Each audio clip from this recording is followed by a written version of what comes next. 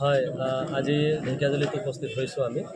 ঢেকিয়াজুলি সমষ্টিৰ এই শ্বৰ্ট ভৱনত এতিয়া আমাৰ জয় ভাৰত পাৰ্টিৰ সাধাৰণ সভা হৈ যায় আৰু ইয়াতে আমাৰ এই সাধাৰণ সভাত ঢেকিয়াজুলি সমষ্টি কমিটি গঠন হয়। আৰু এই সভাত আমাৰ শোণিতপুৰ জিলাৰ সদৌ অসম আদিবাসী ছাত্ৰ সন্থাৰ কৰ্মকৰ্তাই আমাক ইয়াতে উষ্ম আদৰণি জনাইছে আৰু এই অঞ্চলৰ বিভিন্ন জাতি জনগোষ্ঠীৰ লোক ইয়াতে উপস্থিত হৈ পেলাই আমাক আদৰণি জনাইছে। ভাল লাগিছে আজি। যোৱা ডিচেম্বৰৰ 19 তাৰিখে আমাৰ জয় ভাৰত পাৰ্টি গুৱাহাটী প্ৰেছ ক্লাবৰ যোগে আমি ঘোষণা কৰিছিলোঁ। তাৰ পিছতে আমাৰ তীব্ৰ গতিত আজি জয় ভাৰত পাৰ্টিৰ সমিতি গঠন হ'ব ধৰিছে। আপাৰ আছামতো কাম চলি আছে। আমি কেন্দ্ৰ সমিতি 4টা জেগাত আমি ভাগ হৈ পেলাই কাম কৰি আছোঁ আৰু আমি ইয়াতে কেন্দ্ৰ সমিতিৰ মই আছোঁ, আমাৰ সাধাৰণ সম্পাদক জোনাক কুজুত আছে, আমাৰ উপসভানেত্ৰী আছে পুষ্পা খৰা, আৰু ইয়াতে এই কমিটি গঠন হৈ যায়।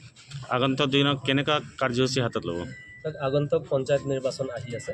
এতিয়া পঞ্চায়ত নিৰ্বাচনৰ আমি তৎপৰতা চলাই আছোঁ আৰু আমি যিমান কমিটি গঠন কৰি আছোঁ সকলোকে অনুৰোধ জনাই আছোঁ যে আমি প্ৰথম পঞ্চায়ত আমি জিকিব লাগিব। পঞ্চায়ত জিকাৰ পিছত আমাৰ যিহেতু আমাৰ ভেটি মজবুত হ'ব, তাৰপিছত MLA ইলেকশ্যন আহি আছে আৰু অন্য ইলেকশ্যন আছে।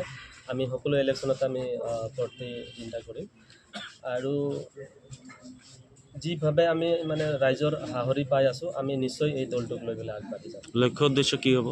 লক্ষ্য উদ্দেশ্য চাওক, আমাৰ জয় ভাৰত পাৰ্টিৰ লক্ষ্য আৰু উদ্দেশ্য আমাৰ সম অধিকাৰ, সম শান্তি সম্প্ৰীতি আৰু সম বিকাশ, এই মত বা এই আমাৰ লক্ষ্য উদ্দেশ্য লৈ পেলাই আমি আগবাঢ়ি গৈ আছোঁ। আৰু আমাৰ যোনটো লক্ষ্য উদ্দেশ্য আমি ৰাইজৰ মাজত লৈ যাম। ৰাইজে আমাক দিহা পৰামৰ্শ দিব আমি কেনেকুৱা ধৰণৰ কাম কৰিব লাগিব, আৰু ৰাইজৰ মতামত লৈহে আমি আগবাঢ়ি যাম। আৰু কেইটা জিলা কমিটি বনাব বাকী আছে? আমাৰ প্ৰথম আমি সমষ্টি কমিটিয়ে বনাই আছোঁ। জিলা কমিটি কেইবাটাও হৈছে। সমষ্টি কমিটি ইতিমধ্যে আমাৰ 12টামান সমষ্টি কমিটি হৈছে। তাৰপিছতো বিভিন্ন কামত হয়তো আমাৰ ল'ৰাকেইটা ব্যস্ত হৈ আছে। কিছুমান ছাত্ৰ সংগঠনৰ লগতো জড়িত হৈ আছে। আমাৰ প্ৰাক্তন ছাত্ৰ সংগঠন ল'ৰাকেইটা, তেওঁলোকে ইতিমধ্যে দিল্লী ধৰ্ণাত তেওঁলোকে গৈ আছে। তাৰ পৰা অহাৰ পিছত আমাৰ তীব্ৰ গতিত আমাৰ এই সমষ্টি কমিটিখন গঠন হ'ব। BTR নিৰ্বাচন নিশ্চয় আমি BTR ইলেকশ্যনত আমি কেণ্ডিডেট দিম। ইতিমধ্যে আমাৰ 40টা সমষ্টিতে, যিহেতু BTRত 40টা সমষ্টি আছে, আৰু 40টা সমষ্টিতে আমি কেণ্ডিডেট দিয়াৰ কথা আমি ভাবিছোঁ, আলোচনা চলি আছে।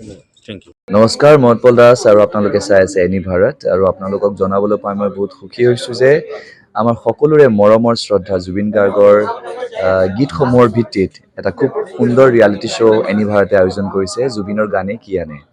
এই প্ৰথম ছিজনটোত অডিশ্যনছ আৰম্ভ হ'ব আগষ্টৰ পৰা অসমৰ বিভিন্ন জিলাত। গতিকে মই সমূহ কলা কুশলী, বিশেষকৈ যিসকল প্ৰতিভাশীল গায়ক গায়িকা আছে আমাৰ সমাজত, তেওঁলোকলৈ মই এটা আহ্বান জনাইছোঁ, তেওঁলোকে প্ৰস্তুত হওক এই ৰিয়েলিটি শ্ব'ৰ বাবে। আৰু তাৰিখটো হৈছে 15 আগষ্ট 2024 চন, এনি ভাৰতৰ অডিশ্যন জুবিনৰ গানে কি আনে।